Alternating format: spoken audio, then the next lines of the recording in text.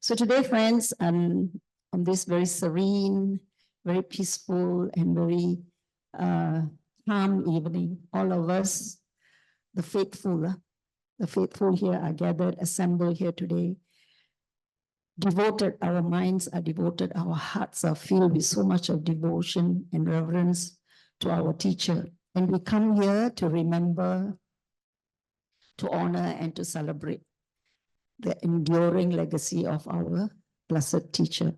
So friends, as the teachings of the Buddha spread far and wide, it arose in the land of India, the motherland of India, and it spread to many, many countries all around the world. And as it spread, the teachings of the Buddha assimilated with the culture of the different places that it went and was brought. And then people celebrate everywhere, all worldwide.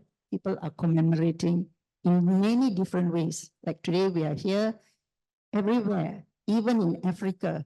I understand there is a monk who is also teaching the Dhamma there. So the Dhamma has spread far and wide. Friends, Buddha Day falls on the month of Vesak. Sometimes it is called V-E-S-A-K, sometimes it is spelled W-E-S-A-K, different places, different spelling, yeah? And it also had different names. Here we call it Buddha Day. In India, they call it Visakha Purnima, which is Purnima means full moon, the full moon of Vesak. In places like Sri Lanka, I think they call it Buddha Jayanti, which means the victory of the Buddha. And many names we call it. But one thing it commemorates, this Vesak Day, we commemorate three very, very important events in the life of our teacher, the Buddha. So the first is the birth of the Buddha, not the Buddha, sorry, the Buddha to be. The Bodhisattva was born in Lumbini, which is in Nepal. And it also commemorates on the same Vesak moon, 35 years later, then the Buddha gained enlightenment at the age of 35. And this was in, the Buddha gained enlightenment in Bodh Gaya, which is in, I think, I cannot remember the state. And also the third was the passing away, the Mahaparinibbana of the Buddha in Kusinara, which is in modern day, I think it is called Uttar Pradesh.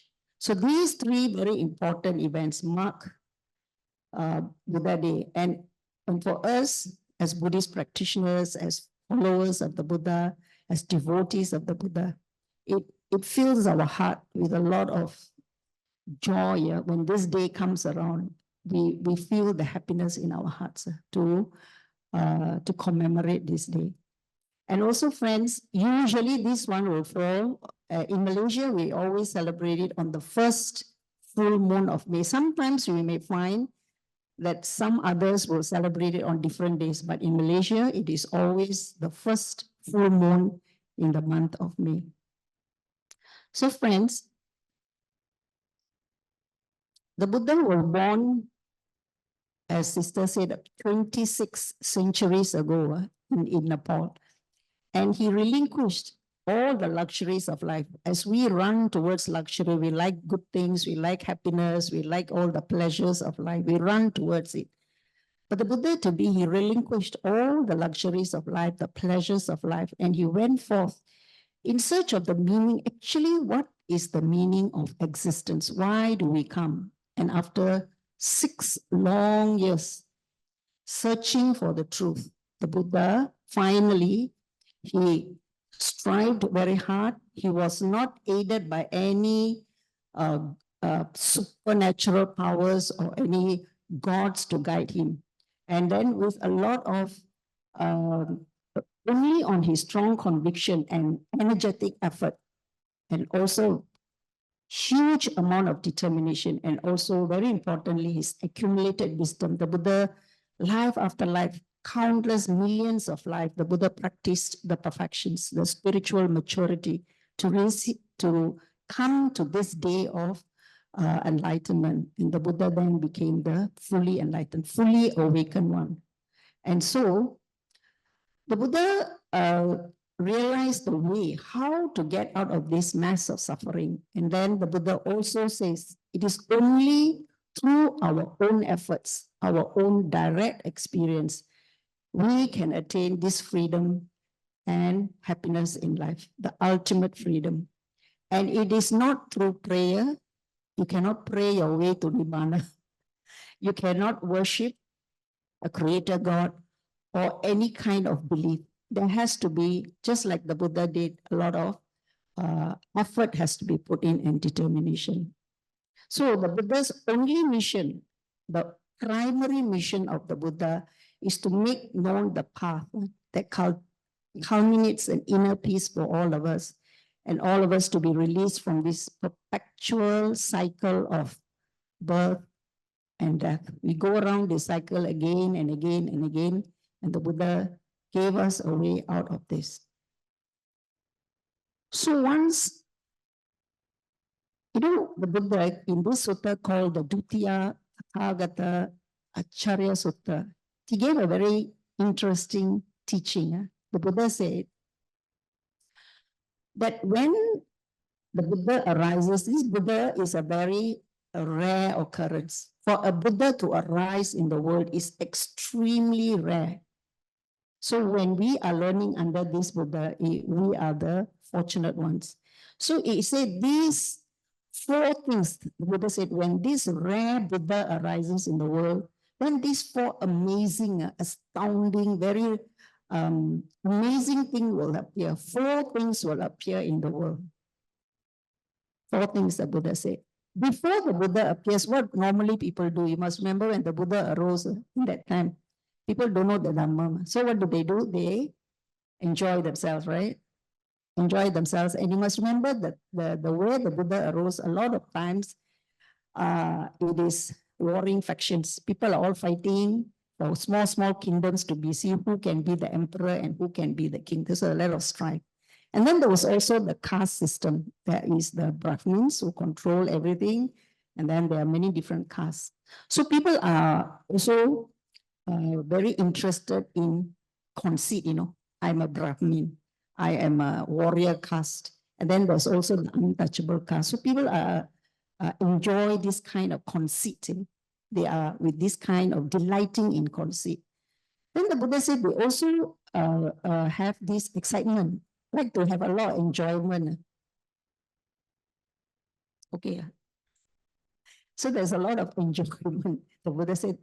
And lastly, they like to, most is all are immersed in ignorance, enveloped in ignorance. So these are the things that people are doing. But he says, when this rare Buddha arises in the world, then it changes. And the people, what happens then? People wish to listen. When this Dhamma is being preached by the Blessed One, then people begin to listen, then they want to understand, and then they realize, just like all of us here are sitting here to listen very carefully, right? And then you want to understand, you want to realize the Dhamma. So the Buddha said, these four things. So the first, just now I said, people like to have all this enjoyment in their life. So these four things will come about. People will now learn about non-attachment. Last time, we can see we are very attached to things, right? Our beauty, we want a lot of things in life, but now slowly, we slowly detach ourselves. So we learn about non-attachment. Then people will remove conceit, less conceit. And because of this, there is a rising of peace in their minds. And then most importantly is the removal of ignorance. When a rare Buddha arises, people begin to slowly get rid of the ignorance, and then they realize, actually, what is the purpose in my life here? Why am I being born here? Why did I come here? When did I arrive here? So these are the four very incredible, astonishing, and marvelous. We may think, actually nothing, but you must remember, before the Buddha did not arise, nobody know about these things. People never listened to non-attachment. People were very conceited. People were very ignorant. But when the Blessed One arose, when the Tathagata arose, then these four marvelous things the Buddha said appear in the world. Although it may sound very simplistic, it may sound doesn't, but the Buddha said this is amazing and it is very, very incredible. He said, when people sit down to listen to the Dhamma. So friends, again, as we have now learned that our theme for this year is Peace Begins with Me, a personal journey for all of us. Yeah. So for the next full year, we will be exploring many aspects of this theme. Peace begins with me. All of us definitely love peace, right? Anybody here doesn't like peace? Everybody love peace, right? You love friendship, right? We all like fellowship, right? We all like harmony, right? I don't think any of us like any kind of strife in our life, right? So all of us love peace. But we share this world with many, there are 8 billion people in this world. Many of us enjoy good things in our life. We have enough to eat, we have comfort, we have privilege, we have safety, we have abundance, we have access to many health, everything we have. But at the same time, sometimes there's no peace. Sometimes got peace, but sometimes no peace, right? Yeah. Although we have, we don't have. But on the other hand, there are people worse than us. There are poverty, there is fear, there is prejudice, and there's war going on now. Everywhere, destruction and destitution, and people are inequality, persecution, all the negative things you can find. How to find peace? So in this world, then there is this balance between the good and the not so good. Yeah. So how do we actually begin with peace? Peace begins in how to begin with peace. So one day,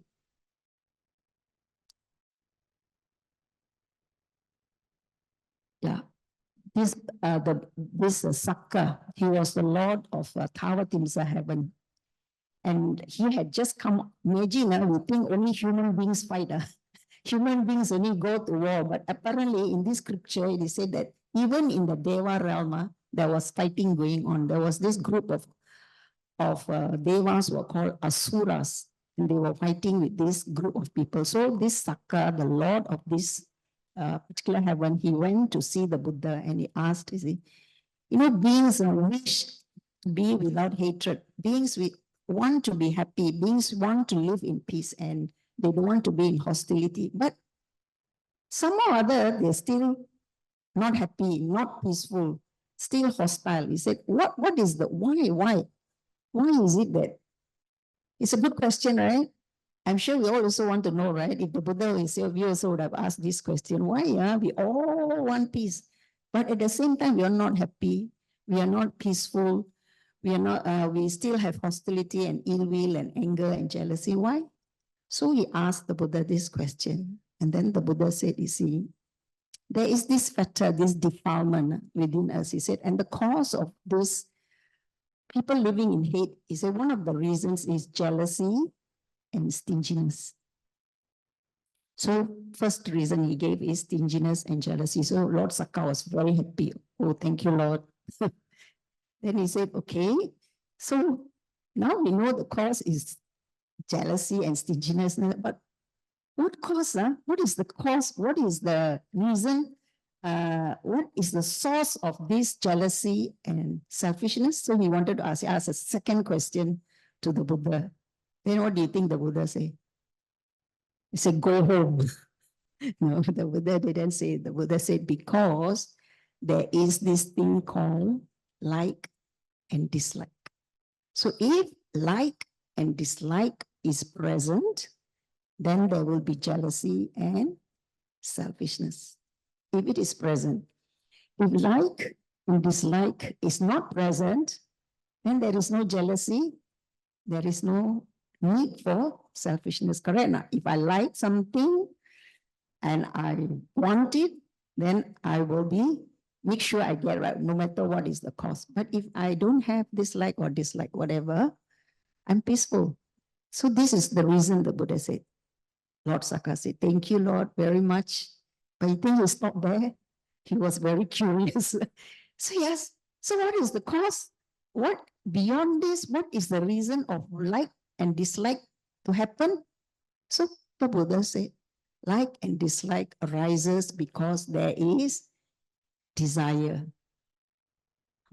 He says there is desire. People, humans have desire. So because of that desire, then they have like and dislike. And then because they have like and dislike, then they have jealousy and stinginess. It goes. Then again, Saka said, thank you, Lord, very much. Thank you, thank you. He didn't stop there. So he said, what is the reason? What is the cause that there is desire? Then the Buddha said, because there is thought. We think. Because the mind creates this like and dislike, the desire. Where does it come from? From the mind, right? Because the eye sees something or hear something, taste something, we want something to eat delicious. So the Buddha said it arises from thought.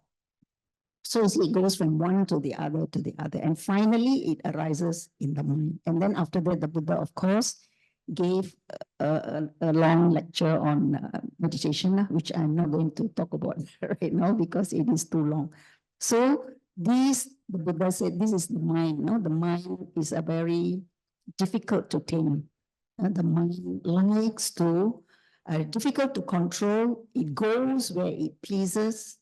And then he said, tame mind. When you tame your mind, when you, train your mind, then it will bring a lot of happiness. So I'm sure all of your minds are very trained because you all look very happy to me today. So friends, the Buddha also said this. You see, the mind, thoughts arise in the mind. And he says, this hatred, always, there is a lot of hatred in the world. So there was this story of an old monk who became a monk very old in life. He was quite advanced in years and he became a monastic. But because he was advanced, he thought he didn't want to do anything and he was always finding fault with the others, expecting others to do this. So there was a lot of difficulty in the monastery. Then the monk used to complain, then the other monks also used to complain. They went to the Buddha and then the Buddha advised them. He said, if you keep on saying he abused me, he attacked me, he defeated me, and so on and so forth, one who harbors such thoughts, because you see, the Buddha said, because of thought, then we have this desire, and then the like and the dislike, and then we have all these problems. So he said, when these thoughts arise in our mind, hatred never ends, which means we don't have peace in our mind. So he said, if you want to overcome hatred, then you do more unskillful actions, and then some more unskillful actions. There's no way we can end our anger and our hatred to find peace. So we must always try our best to accept the feelings, no matter how dreadful the other person, the action that has been done to us, no matter how horrible or how dreadful it is, then we must reflect, I am feeling anger in my body and in my mind. How can I overcome this? And the Buddha asks us to reflect on this. And again, in another sutta, Dhammapada verse, the Buddha also said, this is a very interesting story. There were two ladies who were born married to the same man. And then they were very jealous. The first wife got very jealous of the second wife, and then she poisoned her and killed her in one of her past lives. And in many, many lifetimes after that, they met each other and they were always attacking each other. One was born a cat, the other was born a chicken, and then one was born a leopard, the other was born a deer. So life after life, they chase each other because of that unfulfilled sense of revenge and hatred for each other until this lifetime when they met the Buddha. Then the Buddha taught them how to love each other. And the Buddha said, hatred indeed is never appeased by hatred, only by loving kindness. If you think this story happened 2,600 years ago, we all think like that, right? But you can see, right, in today's context, many human beings are still doing the same kind of acts where I think recently there was one story, I also couldn't believe one story in Kazakhstan, the man whacked his wife, he abused his wife, he beat his wife. The whole day he beat her until she died. After 24 hours, he kept on beating her. And then she died, and then nobody came to save her. There were many people around, but nobody thought of helping her. I was so amazed, when I read this case. How can it happen in this modern day? There's so many people around and there was nobody because he's a very violent and very powerful man. So nobody dare go and intervene in this case. And she died, and he beat her to death until her head also, bashed up. So we think these stories happened many years ago during the Buddha's time, but even today we have this kind of stories happening in the human realm. So the Buddha said, it's like our practice, although we are not fully awakened yet, we are not fully, what do you call that, our training, we are still in training, but we can reflect that how much of anger, this anger will hit and hatred cause a lot of suffering to us, and there's hardly any peace. So when we think we have compassion for others, then slowly but surely, it is a very beautiful practice because you can only see suffering in others. Just as I am suffering, I also see suffering in others. So much of suffering. And then I also add to their suffering. Not only other people cause them to suffer, I also cause them to suffer. And how can I be a compassionate person? So the Buddha said, only through love alone we can overcome and be peaceful. So again, not only are other people examples of hatred, but even the Buddha himself, Blessed One, was subjected to anger and hatred by others. So there was one instance where there was a man called a Brahmin. The Brahmin are those who control the religion, the Brahminism. So they are the ones who are on the top, and they control the rest of the spiritual activities of the people who lived at that time. So they were very powerful. So this man, he was a very powerful leader of this group of the Brahmins. And he heard that one of their members actually had become a monk in the Buddha's monastery. And many of them had actually left. And he heard another one had left. So he was so enraged. He was angry. He was brimming with, how can this happen, So he went to see the Buddha. He approached the Buddha and then he was so angry. He abused the Buddha with rude words, harsh words. Imagine the Buddha, he went there and abused the Buddha. It's very impossible for us, right? How can people do that? But he abused the Buddha, he used rude words on him and abused the Buddha. So the Buddha was very calm. And then the Buddha asked him this question. So, Brahmin, he said, if, let's say, someone comes to your house, your friends or your relatives, if they were to come to your house, would you offer them food, drinks, delicacies? He said, yes, I will offer to them. Now, if they were to come to your house and you offer them this food and drinks and delicacies, and they said, no, I don't want all these delicacies, then to whom do these things belong? He asked the man, the Brahmin. And the Brahmin replied, to me, of course, because I prepared all these things. If he doesn't want, then it belongs to me. So the Buddha very calmly, with a lot of wisdom, the Buddha said, likewise, Brahmin, he said, whatever you have now taunted me, you have abused me, you have insulted me, you have given me so many things, but actually I also don't accept all these things. Now I return it back to you. I give it back to you.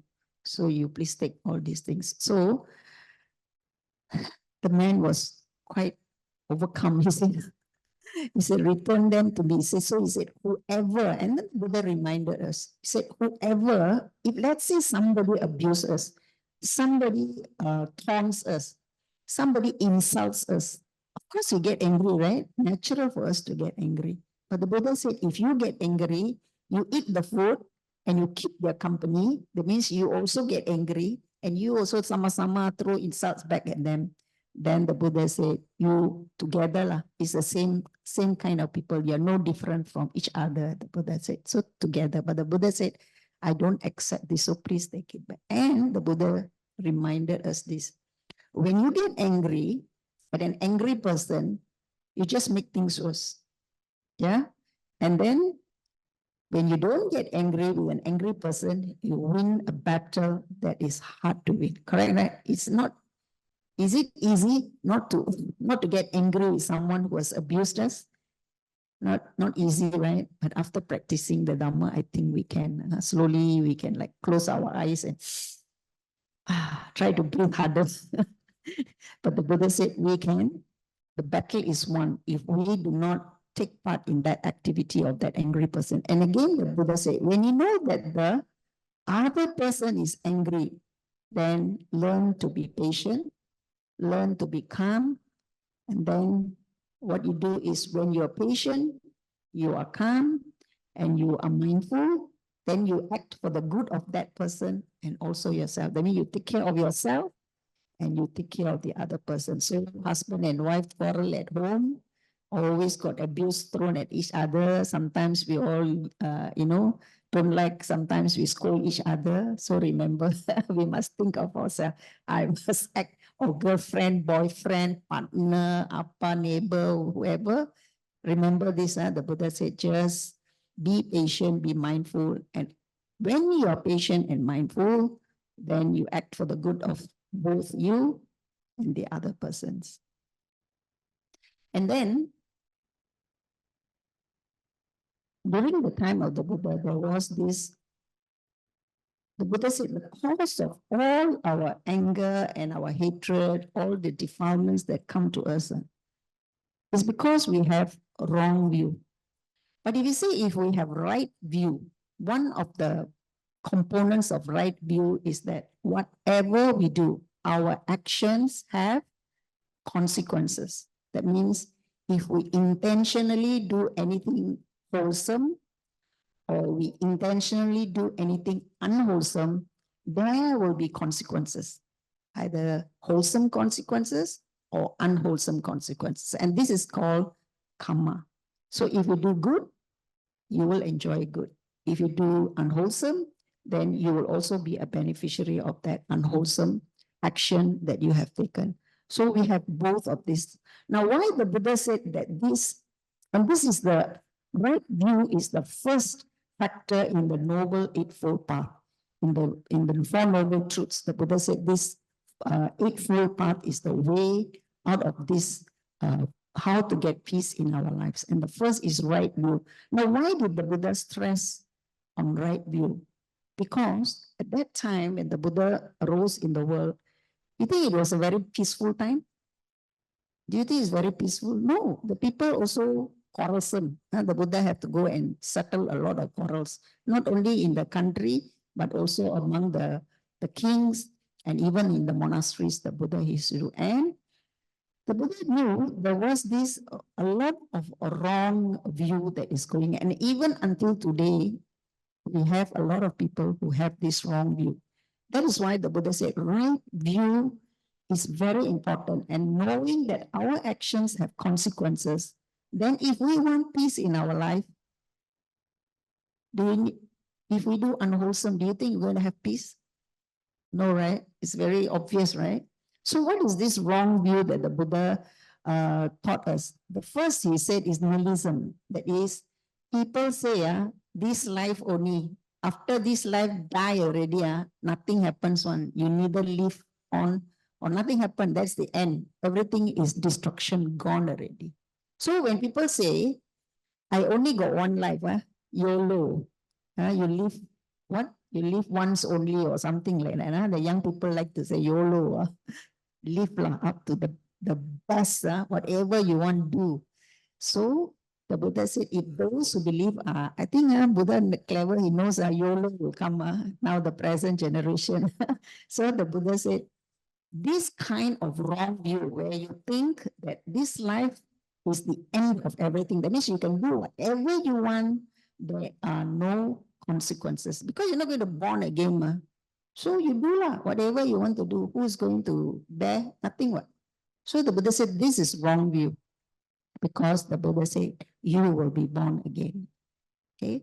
The second wrong view that people have that leads to no peace in this world is not doing. That means people say, whether you do good or you do bad, who determine? Because they say subjective. You say only good. How I know you good? You say I believe you.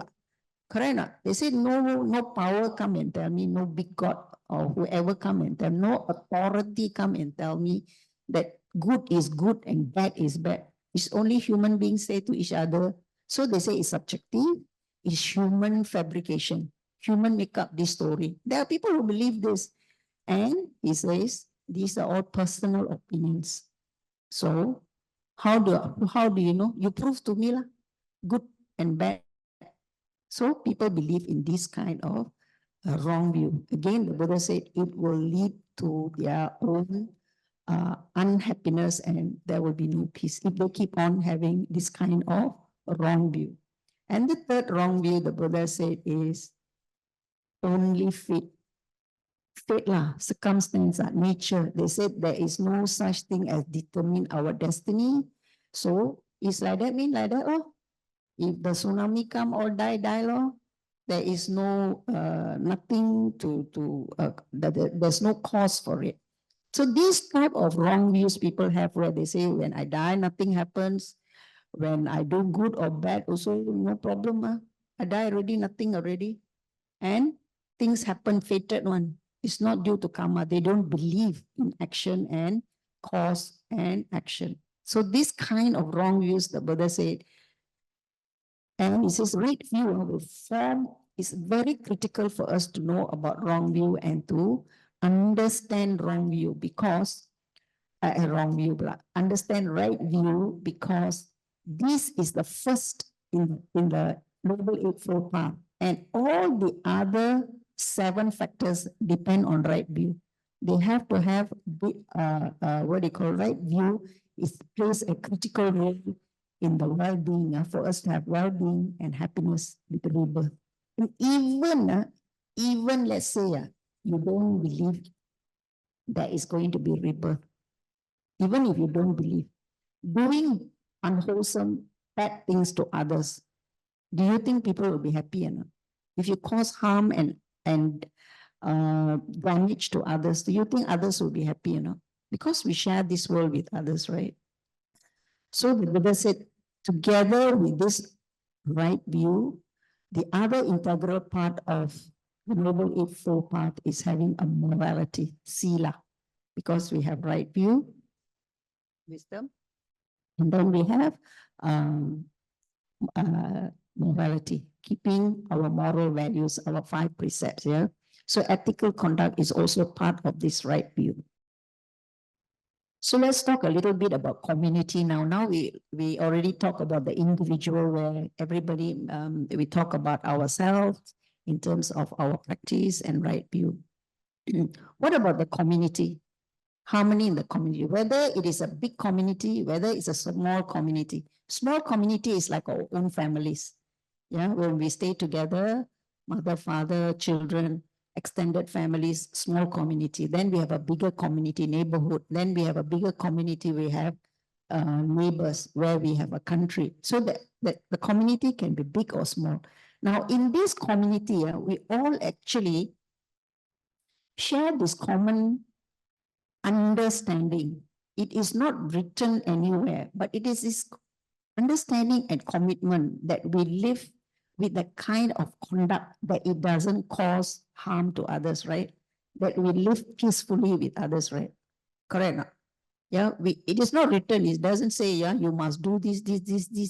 No, because it is already an understanding in the human psychology and the diaspora that we will act like this. When we live together, this is how we respect each other.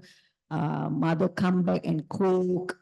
A husband takes care of the family. There are many things that keeps the family together. So what is it that distinguishes us from this kind of habits, bad, good or bad? Even, thieves, thief, they also got what do you call that, harmony, right? They also believe harmony, right? Because the team also, they must agree with each other, right? Correct. They also got harmony. But their harmony, yeah, you will find that it is not long-lived one because they don't have this ethical conduct. Correct, not? They will not practice it. They will agree for a while, but after that, they will have difficulty because they don't have the basic morality and ethical conduct with them.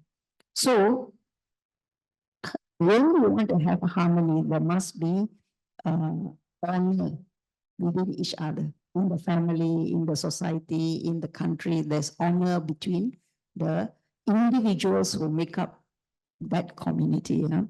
So the Buddha said, even if we know, we reflect, there is this ability within us to self-reflect and to self-contemplate how our behavior can actually have effect on others around us. Yeah. So the Buddha said the most dangerous to social harmony, you know what's the most disruptive? Is anger. Social harmony and most disruptive is anger because all of us got ego, right? Got ego, right? So when people say things about us, definitely we have some kind of anger, we have some kind of resentment, we sometimes we have a bit of ill will, even a degree. But when we have anger, yeah, sometimes we get a certain amount of satisfaction. Actually, when we talk back or when we say things, we get some kind of satisfaction, right? Then only like, come on, like that, nah. Otherwise, you say the whole night you'll be thinking about it. Ah, why the fellow say like this? What? So when we have this kind of ultimate conflicts within us, which are very disruptive to the social harmony of the community, then individually, when we practice morality, when we practice harmony, when we practice what do you call the right view, then there will be harmony in the community. Now, friends, this is, now we have a lot of war, right, in this world. There are many wars going on, right? Huge war going on between Ukraine, what's the other country? Russia. Then there's another big country, Israel, and some Arab country, this war going on. But you know, the biggest of all the wars was when? Second World War. You know, Second World War was the biggest, because it's called the World War. That's why it's called the World War, Second World War. Many countries were involved. Now, on this day, 1945, on the 6th of August, 1945, do you know what happened? Do you know what happened? Nobody knows what happened on the 6th of August, 1945. 200 people, 200,000 people lost their lives, just one incident. And do you know what was the incident? Somebody dropped a bomb in the city of Hiroshima. You know, now you remember? It was on the 6th of August, 1945. A bomb was dropped in this city of Hiroshima and 200 people lost their lives. Not to mention those who survived but have to live incapacitated. 200 people. Why? Because there is no peace at that time. The world was fighting. Everybody was fighting against each other. And 3 days later, on the 9th, another bomb was dropped on the city of Nagasaki. You know how many people died? 100,000 people died in that incident. So after this, the whole world was saddened. There was so much of sorrow in the world. And then this United Nations came together on the 16th of November, 1945. They began a charter. They came together, they made peace, and they said, we will not fight anymore. We will try our very best. But has it worked, friends? Has it worked? 1945, now we are in year 2024. We still haven't got down to peace yet. But Why I show you this? Because UNESCO, as you know, is United Nations Educational, Science, and Cultural Organization, where they want to educate people. They want to bring cultures together, and they want to bring science and people together. So there was this organization, and it's very interesting to note their charter. You know what their charter says? This is the preamble of their charter. Sounds very familiar, right? Sounds very Buddhistic, right? It says that since war begins in the minds of men, it is in the minds of men that the defense of peace must be constructed. See, the ignorance of each other's ways and lives has been a common cause throughout the history of mankind. Suspicion, mistrust between the people and the world. Through their differences, people have differences, yeah, and that often it's spoken into law. And they signed this thing, in 1945. And until today, we still keep on fighting because this thing is keep on arising in the minds of men. So that's why the Buddha said, the mind is the one that needs to be trained, not the people. You go and tell them whatever you want to tell them. You can sign big contracts. Nothing works. Only the mind needs to be. So for social harmony, it's made up of every individual. Each one of us make up that community. So if our hearts is at peace, then that community will be at peace, friends. So this is one of the suttas taught by the Buddha. It's called the Kakuchma Sutta. And in this sutta, the Buddha said, even if bandits were to cut your limbs with a two-handed sword, you know what's a two-handed sword or not?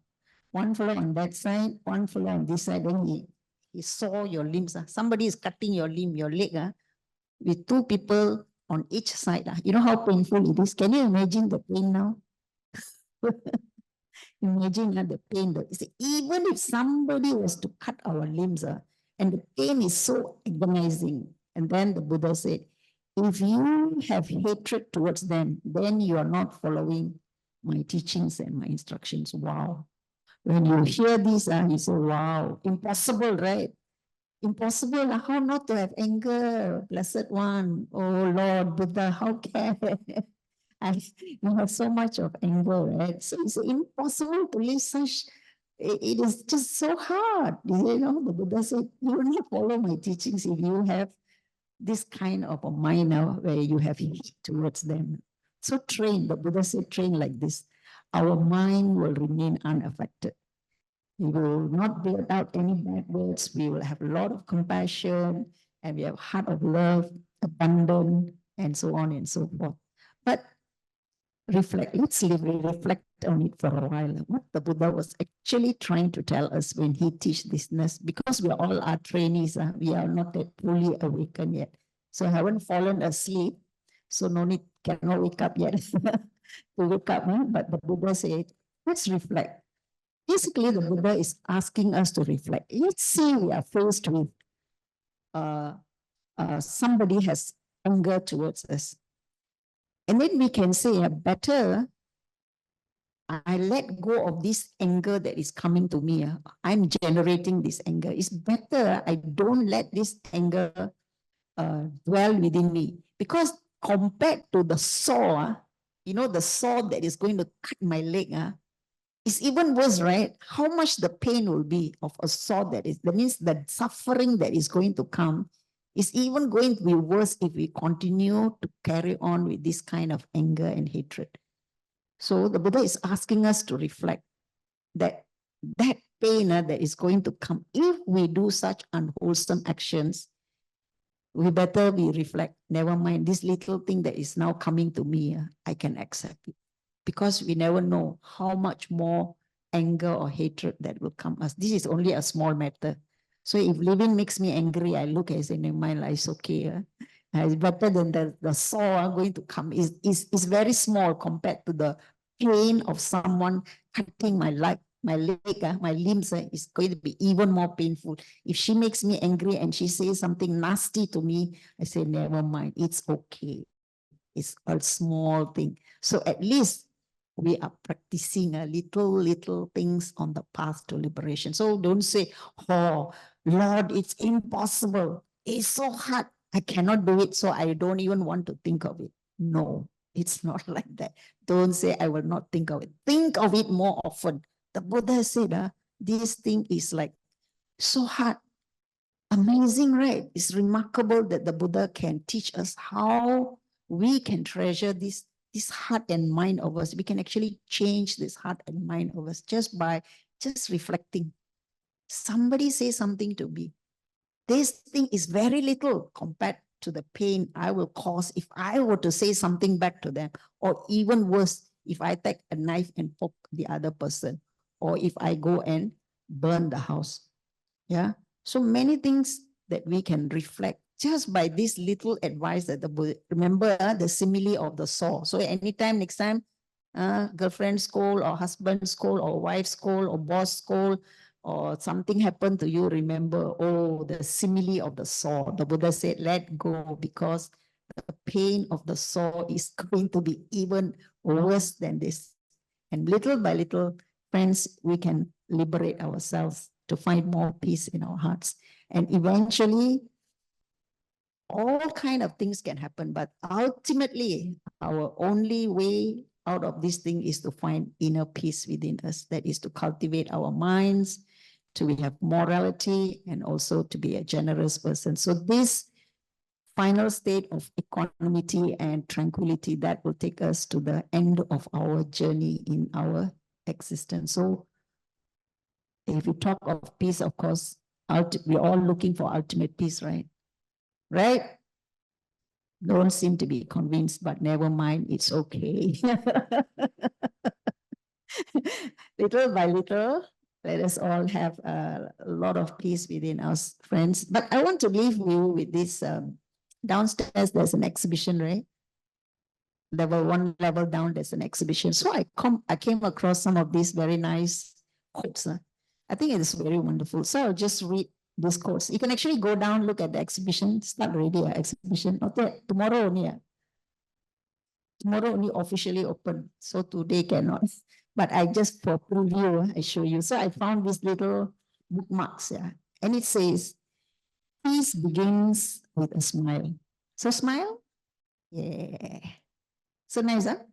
And it says, if you are at peace, you are living in the present. So nice, right? If you are at peace, you are at the present. True happiness is the peaceful mind.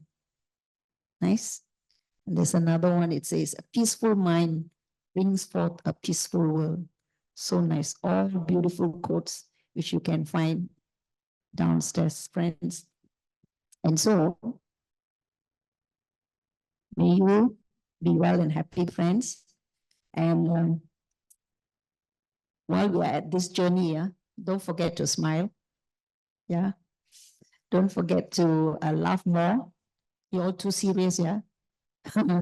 Tomorrow is Buddha Day. We are supposed to be happy. So laugh more, smile more, learn and practice the Dhamma in happiness.